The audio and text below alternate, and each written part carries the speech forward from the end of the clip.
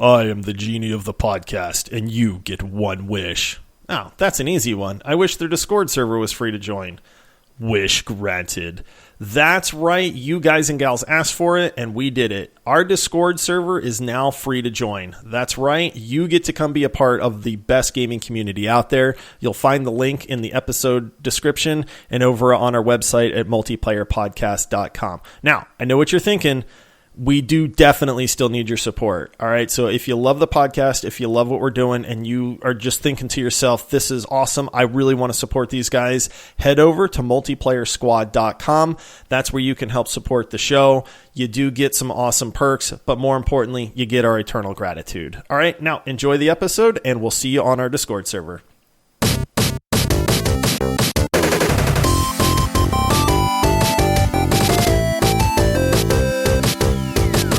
Hey everyone, and thank you for listening to the Multiplayer Gaming Podcast.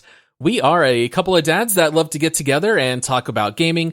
We always keep our conversations family friendly, so if you are in the car with your kids, it's a great show for you and for them.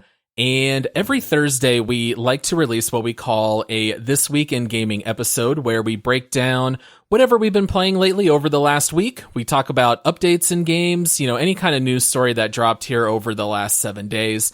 And I am your host, Paul. I am the Robin of Loxley, if you will, of the podcast. And with me, I have my little John, or as you guys know him, it's Josh. I was wondering who you were going to throw me out as there. I like Friar Tuck. Isn't Friar Tuck one of those? He right? is. Is it Little John? Man, I have not seen Robin Hood. And as long as you didn't call me the sheriff, okay. that was I would have been upset by that, because I am definitely not a lawmaker. Very true. So, yes, the Robin Hood references will come into play here in just a minute. But if you are new to the podcast, we're really excited to have you here with us. If you've been listening for a while, have you left a review for the podcast? Have you rated us 5 stars? Because if not, we would love if you guys could get on. No. Shame on you. Josh is going to shame you. No, we'd love you too. If you've been listening for this long and you haven't left us a review, throw them in the shackles, get your tomatoes and your cabbage. We're putting you on notice.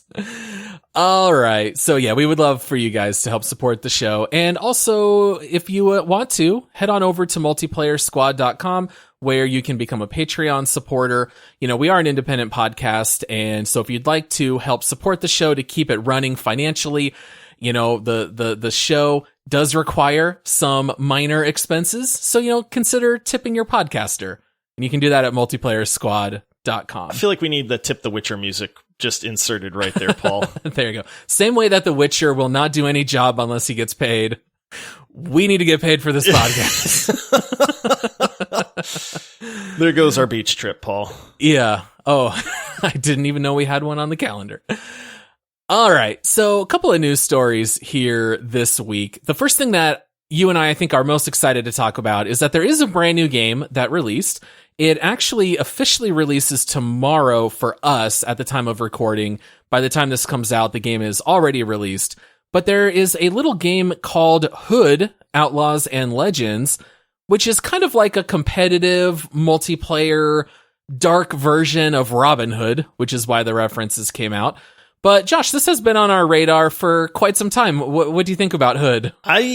This game it's really got my interest piqued. I'll be honest with you. It's one of those things where when I saw the initial gameplay, I was not impressed. And then I watched a much more significant breakdown, where the developer kind of takes you through all of the different stages of a match and, the strategies and stuff like that.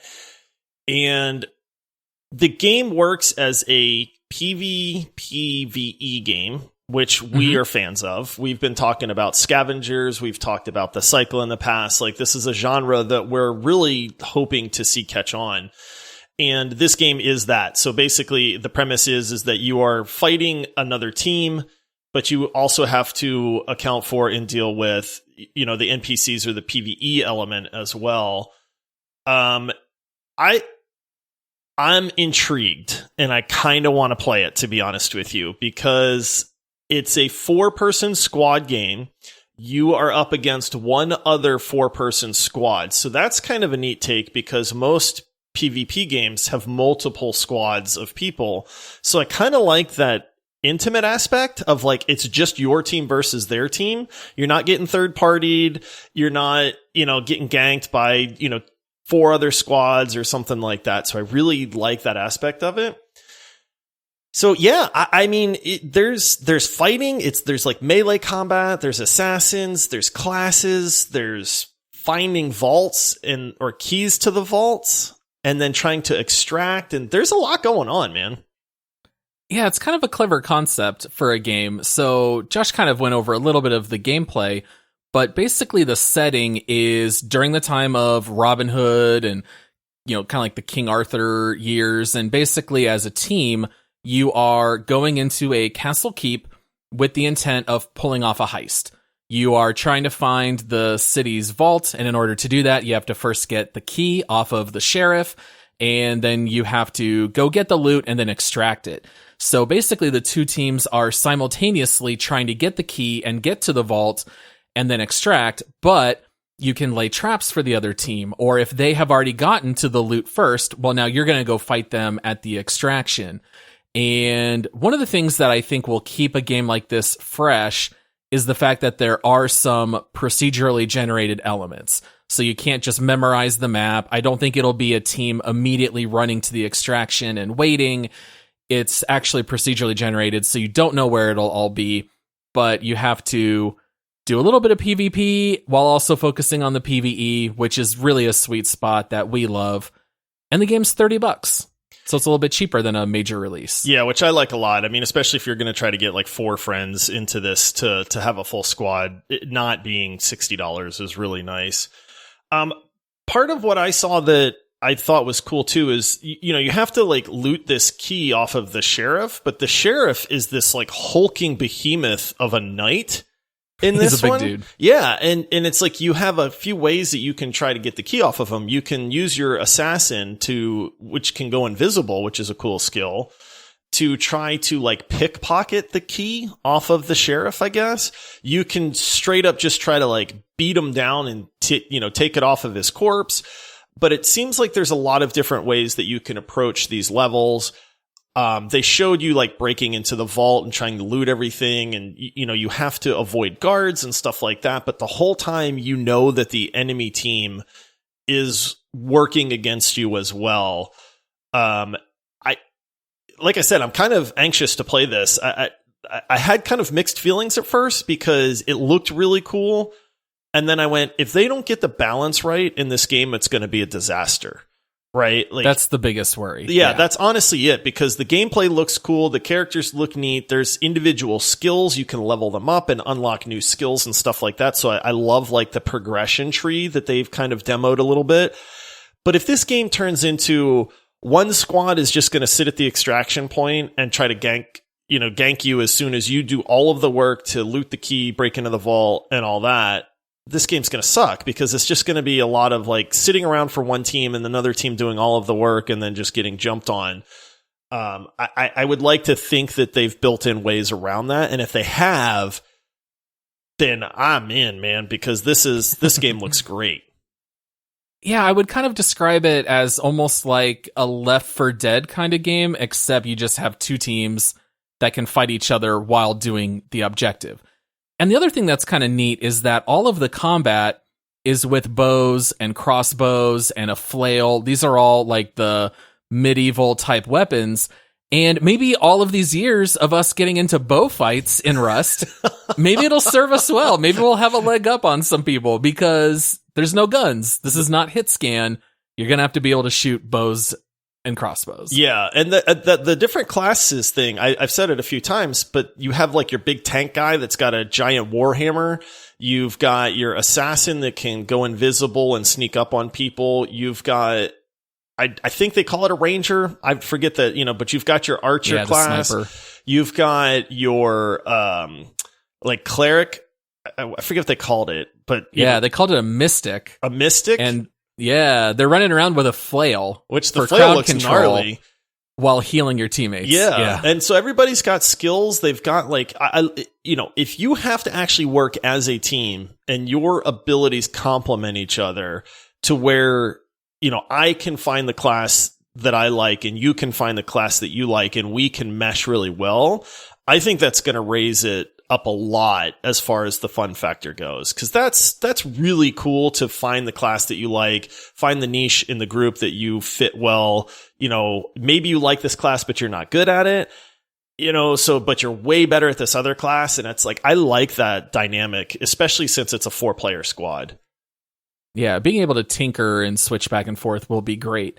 The one thing that does worry me is that when you play a game like this, if one person goes AFK or if they disconnect, then you're kind of at a huge disadvantage, especially when it's a little more competitive like this. So I think it'll lend itself really well to pre-made groups with matchmaking. That could be a little bit of a frustration over time. We'll have to wait and see. But I have good news for everyone out there. We have a free Discord. So if you want to find squads, you can join our Discord. The link's in the podcast description, and you can find a group and play with. And so I think that'll really be key. I think if you have a good core group of people, I think the game will be a blast. I love that it's $30. I know you and I are going to buy it and check it out. We will cover it on the podcast at some point. We're trying to tinker with the order. So I love how the one time I actually did announce on our Discord, I said we are definitely doing... I know. I said we're doing Resident Evil Village, and then we are doing Satisfactory, and now we're already like, maybe let's squeeze Hood, Outlaws, and Legends in here first, and let's push back Satisfactory. I'm kind of leaning that way, although Satisfactory is a great game. Like, Hood is new. It looks exciting.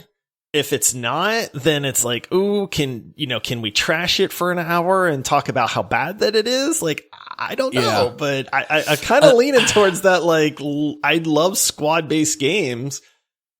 So yeah, we'll see. I know we had some people that were like, finally a Satisfactory episode. And it's like, well, it might get pushed back just a week, or 2 weeks in this case, because for the deep dive episodes, those are every other week.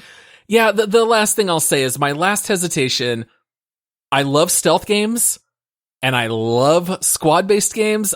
I don't know that I'm going to love squad-based stealth because a lot of this game is stealth. If you get the wrong people who just want to troll your group, it might be for a rough match. So I'm going to reserve judgment, but I have very high expectations. Yeah, I need to watch some more gameplay. I know they're streaming it on Twitch and stuff like that. So I did see a 30-second snippet while I was perusing some other stuff. And I did see where they had gotten into a fight. And if you die, you can respawn, which is nice. Yeah, And so that lends itself to me thinking that fighting in this game is going to be much more of like a drawn out, longer affair kind of thing, which is good in my opinion. I don't think it would lend itself well to like you die and then you're out for the match kind of thing. So yeah, we'll definitely check it out. I hope it's as good as it looks. Yeah, I feel exactly the same way. All right. Second news story of the week is that the Nintendo Switch, which is Josh's favorite console, it has passed 84 million sales. The Switch is still rolling forward. If you guys haven't listened to our last bonus round episode, we did a tournament on best console. Josh basically lost his mind when Todd and I picked the Switch over the PS4. But the Nintendo Switch, I'm enormously still losing popular. my mind over that one.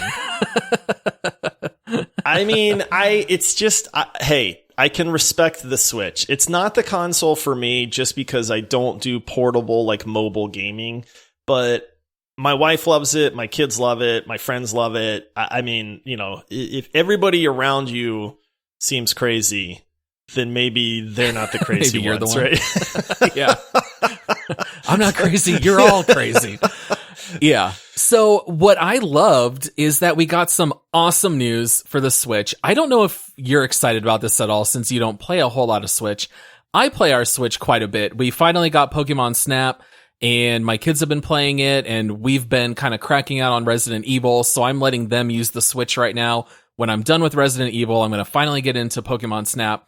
But there was an announcement for a new game, or if you want to call it a game, it's more of a program that's coming out called Game Builder Garage. I think this is a game changer for the Switch. It looks super cool. I'll be honest with you. I had no idea this thing even existed until this announcement. And then Basically what this game is it's a game that lets you invent and make games.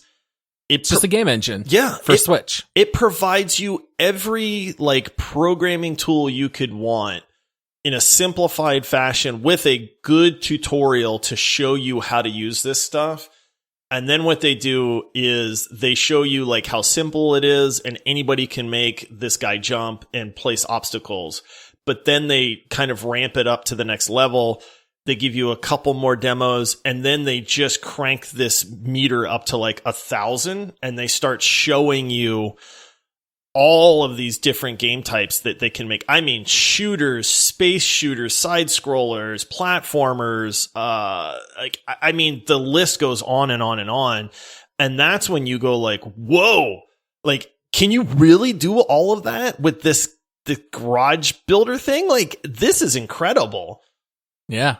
You know what's better than 100 developers for a Switch? Yeah, 1 million. 84 million of them, exactly. Josh. Yeah. You can create games. You'll be able to share them. You know, I think one of the best things that Nintendo ever did with the Mario games was Mario Maker. I have been hailing Mario Maker for years. I loved it so much. When you let the community get creative and make these ridiculous and crazy and wild levels in Mario, and the fact that they force you to beat the level and then you can upload it, and then you can just download and play unlimited content. You never run out of Mario levels to play. It was fantastic. Overwatch gave the keys to the community. People came up with some amazing ways to play Overwatch. You know, modes that look like Smash Brothers, and you've got these ridiculous parkour matches, which you hate, Josh, but if you like them, you love them. And I just love the fact that you're going to have awesome stuff come out on the Switch because of this Game Builder Garage. I could not be more excited for it. It's honestly, I was super impressed. The demo that they gave on the game, just go watch it. If you're listening, go watch it. It's pretty incredible, and it makes it very, very accessible. You know, I hear programming and I think like, dude, that's beyond me. I don't have the patience for this. You know, who wants to spend hours upon hours trying to learn this stuff? But like I said, the interface, Nintendo's knocked this out of the park, in my opinion. And you're right. If you start getting 84 million people making games, like, sure, a lot of them are going to be terrible. But, you know, even if you get, 2%, right, of amazing games, Nintendo's already said, hey, this is the whole point, is we want you guys to make these games. They're going to throw them out there. You're going to wind up with some pretty incredible stuff. Like, the graphics are really good in this too. Like, that's one thing that I was fairly impressed with. Also, is they're showing the different characters in the graphics, and they look great. You know, it's not some cheesy little like, oh, piddly, easy to program thing. So yeah, I'm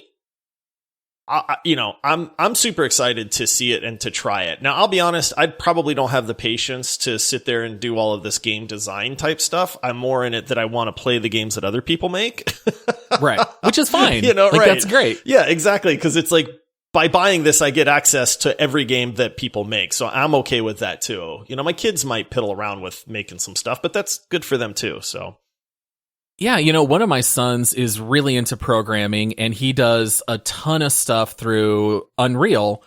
And I've been able to just watch him grow and learn how these things work, and he produces these games. Anytime he gets allowance, he immediately just asks me to go buy some bundle of textures or modules that he can use in Unreal. And this is exactly the kind of stuff that he loves to do, even at a young age. So I love the fact that it can be educational, it can be fun, it's unlimited content for us. It's almost like lazy developing for them. They're kind of like, well, here are the tools, you do the developing for us. But I think everyone's happier in the end. I really do think this is a really great tool. I can't wait to just fast forward a year or two and see what comes out on it. It's very exciting. Yeah. And this comes out, I think they said it's either June or July, so it's not far away either. Yeah, so at least we don't have to wait forever, dude, Cyberpunk or some of these other games. Thank you, Nintendo. Everybody should do this. I've said it before.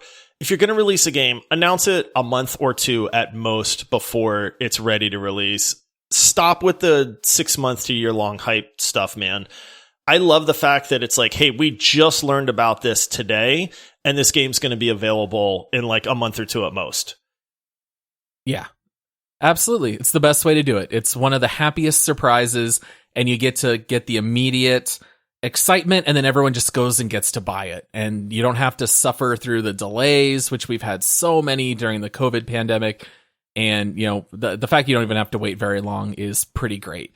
Yeah, and this really shows how far programming's come. Like, I took programming classes in high school, and it was all C++ and stuff in QBasic, where you're just typing text. This is pretty simple. You know, you get blocks, and you connect them, and you just change the options.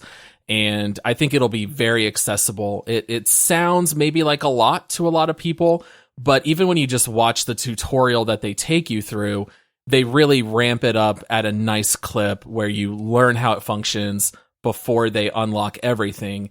And for a lot of people who already program, I think it'll be very natural. They'll be able to step right in. Yeah. Get creative. Yeah. All right. Well, at this point, we're going to take a quick break and hear from one of our sponsors. This episode of the Multiplayer Gaming Podcast is brought to you by the Blizzard Gear Store by Fanatics. If you're a long-term listener of the show, you know how much we love Blizzard games here. We even have Overwatch as our number one game on our leaderboard. And I've got great news for you guys out there. You can actually help support our show by purchasing Blizzard gear through multiplayerpodcast.com/Blizzard store. There is clothing for men, women, and children. There's collectibles, toys, so much stuff to browse through and look at. I was taking a look and saw you can order a replica of Genji's sword that you can hang on your wall. There's Lego sets, Diva onesies. What more could you guys want? So please check it out at multiplayerpodcast.com/Blizzard store. Now back to the show. All right, and we are back. All right, so Josh, I saw one news story that I thought you would be pretty interested in because you famously love card-based video games. You love card mechanics. I do. And we've talked a little bit. I also like card tricks. Magic is great, Paul. So. Josh is a part-time magician on the side. Hey, you have to admit, I have one of the best card tricks that you've seen. I don't remember ever seeing a card trick. What's your card trick? Next poker night, I'll remind you. Oh, okay. Yeah, I legitimately do not remember. Maybe I will as soon as you show me, but I'll have to see it. All right, so we have talked a little bit about Back 4 Blood, which is made by the same people who made Left 4 Dead. Let's be honest, it's just Left 4 Dead modern. But I thought this was really interesting. They introduced a card mechanic, which I wasn't really totally expecting. But did you find this interesting, Josh? Is this up your alley? Dude, the fact that you can flick cards at zombies' heads and slice right into them is incredible. This is not how it works. No. You've seen people slice a banana. Watch what these cards can do to zombies. No, this isn't Gambit. So I think this system looks super cool. They did a really good job of at least hyping it up, you know, in the demo that they did. So they've been touting this game director over and over and over again. So what they're saying is that when you go to start a new level or a new mission or whatever it is they're calling them, the game director will actually deal out, I think it's like 4 cards, right? And those 4 cards are going to change a lot of things for that mission. They're going to make the monsters harder. They're going to turn the electricity out. They're going to make the zombies poisonous. You know, there's any number of, you know, they made it seem like there's just dozens and dozens of these things, these modifiers that are going to change the mission, and you don't know what you're going to get. Like, that's the beauty of it, right? Is it's just you sign up and then the game director goes, here's my cards. These are all the modifiers. And then your group will say, okay, cool. Well, we're going to play our cards now. And each character gets to choose the cards that they want to play. And again, I think you get to play like 3 cards. And so it's this really neat aspect of like, you don't know what you're going to get. This is thrown at you. Now try to adapt to that based on the cards that you have, which I really, really like. And if you think about it from a longevity standpoint, because let's be honest, one of the complaints that we had when we reviewed Left 4 Dead 2 was, I mean, you know, granted that game's been out for a long time, but the gameplay loop gets repetitive fairly quickly. Right? And so in this case, I think they're adding a very neat layer of progression to where you will earn more cards as you play that are going to allow you to have cool things that you can do for your own character, interact with your group and stuff like that. I thought it was super cool. Yeah, and they also said in the trailer, and if you don't really want to worry about the cards, there are pre-built decks. And so if you just want to jump in and just shoot zombies, they'll still let you do it. But if you want to jump in and have progression between matches where you earn these cards and you build a deck and you tinker with it, I think it does add a lot to the life cycle of the game. It'll make the matches different, but you still have a little bit of control over it. And I thought that was kind of neat. So it's not just the AI playing these cards, you get to play them in response. So they had shown some examples, like maybe if you kill an enemy with fire, then it replenishes some of your ammo. And so it'll kind of change how you play that match. And I think making it more customizable, it's just going to last a lot longer and be more interesting. Yeah, I think so for sure. Like that was one example they gave, was like the Pyromancer card. They had another one where your secondary weapons never run out of ammo, but they reload 20% slower as kind of the trade-off. But they were saying, like, you might get a match where all of the zombies are like armored, and so you need unlimited ammo to take them down, because otherwise you're going to be hosed, right? Like, so it's like, you know, these are the kind of trade-offs and adjustments that you need to make. So they gave a bunch of examples, but I'm in on that, man. I love that system. I mean, it's neat. They gave a lot. They kind of showed a screen with it like fading out with the cards, and it looked like there was just a lot of them. So, you know, it doesn't really do a lot of good if there's like 8 to 12 cards and you're kind of like, this is kind of lame. But if you have hundreds of options, I think that's a great way to keep the gameplay fresh and add progression to a game that by nature tends to be a little bit repetitive. Yeah, absolutely. All right. And then we have another news story here that I thought was a little perplexing. I'm not entirely sure what your thoughts are on this, Josh. We haven't really talked about it yet. But Warzone has released some tweets, and apparently they are adding John McClane and John Rambo into Call of Duty Warzone. What is this? Why are we trying to add pop culture icons into a battle royale? And we already see this in Fortnite. Why is Warzone trying to copy Fortnite? This is kind of wild. First of all, I'm a huge fan of John McClane. I'm a huge fan of John Rambo. These Die Hard and the Rambo series are both, that's my childhood, man. You know, I'm all about that pop culture. Honestly, like, I love it. Here's the problem. You're just copying Fortnite, and Warzone is not Fortnite. You know, it's like, just a totally people that game. play Warzone are probably not playing Fortnite a whole lot as well. Like, unless you're just a fan of the battle royale genre in general, you know, we've picked on Fortnite. We like Warzone, but it's like, dude, every week, literally every week, I feel like it's at least once or twice a week, I see like gaming news that they're adding a new character to Fortnite. It's this new skin: Batman, Superman, Spider-Man, Predator, Thanos, John Predator, Wick. right? I mean, the list just goes on and on and on to where I'm numb to it. And I just go like, who cares? Like, it's just a skin, you know, like it doesn't change the gameplay or anything like that.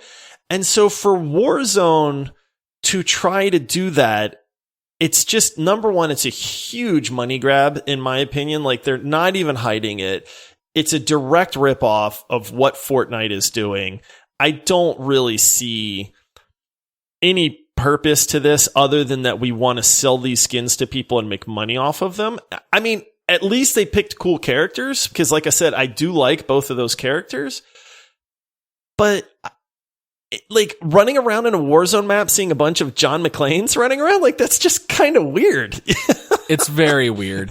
That's what I don't understand. Like, first of all, you know me, Josh. I could not care less about cosmetics in games. I always rock with the basic outfit that you get to start the game, or I will maybe buy one if there is free currency that you earn in the game. I'll buy whatever looks the goofiest. So I am a fan of those. Like, my McCree in Overwatch has got the giant yellow suit, you know, that he wears. But in Warzone, you're not often seeing your enemy. Your enemy isn't really looking at you. If you can change outfits, it doesn't really matter. And that game's just all based on the gunplay and winning the match. I don't know who really cares. Fortnite, I get it. It's more about goofing around with your friends, doing the emotes, doing the dances, talking about how each other looks. You know, my son runs around in a giant banana suit that makes him look like he's 7 feet tall, you know, because it's hilarious. And that makes sense to me for Fortnite. I don't really get it for Warzone. I don't know who's going to care. I know we're not the audience. Maybe there is. I mean, clearly, you look at Fortnite, they made, what was it? The numbers came out this week with the Epic and the Apple lawsuit. Oh, yeah. You know, Fortnite's made $9 trillion in the last 7 days. And so everyone wants to copy it. I get it. I just think it's weird to try to put it in Warzone. I honestly could not care less about this. Yeah, and they've done operators. You know, that's not new. Operators in Warzone is not, you know, that's not new to Warzone. But these operators, like, have always fit into the story. And the skins are pretty cool, right? Like, I mean, you know, you got I'll be honest, I'm going to sound dumb here, but it's like Ghost. I think it was Ghost that was introduced, the guy with all the, you know, the skull painted on his face. You know, they've been looping in Cold War and stuff like that. You know, so there's always been these new operators, and it's fine. Like you said, nobody sees you because the second you see somebody, you're shooting at them. You know, exactly. Like, it's not, you're not sitting there and being like, oh, look at that John McClane skin, oh, look, man. Forrest Gump's running through like, the middle of the map. Cool. Like, I'm not gonna care. Like, it just doesn't fit. In my opinion, it doesn't add anything to the game. All it is, hey, we want your money, and so here's a skin to sell you. Yeah. But it just seems like it doesn't fit the storyline. It doesn't fit the theme, you know? The atmosphere of the game in general, right, it doesn't fit. Yeah. So, I don't know. I mean, if you want the John McClane skin or the John Rambo skin, like I said, power to you. It's just for us, we've never been really into cosmetics anyway, and it's just an odd thing for them to try to do. It seems very transparent to me. Yeah. I mean, hey, it's a business, and if it works, good for them. I just know they're not going to get any of my money for cosmetic pop culture icons in Warzone. All right, well, that is it. We are out of time here for today, so that's all we have for this week in gaming. Just as a reminder, you know, come join our Discord for free. Come hang out with me and Josh. You can talk to other people who love the show. Come find groups for games. You know, take a look there. And also, if you want to help support the show, you can do that at multiplayersquad.com. We will be back with our next full hour episode on Monday, where we will be covering Resident Evil Village. We will be deep diving that, giving all of our thoughts about it. And then apparently after that, I think we're going to do Hood, Outlaws, and Legends. And then at some point, Satisfactory. So if you'd like to play the games before we cover them, maybe you can give those a glance over in the meantime. And then we'll see you guys again on Monday.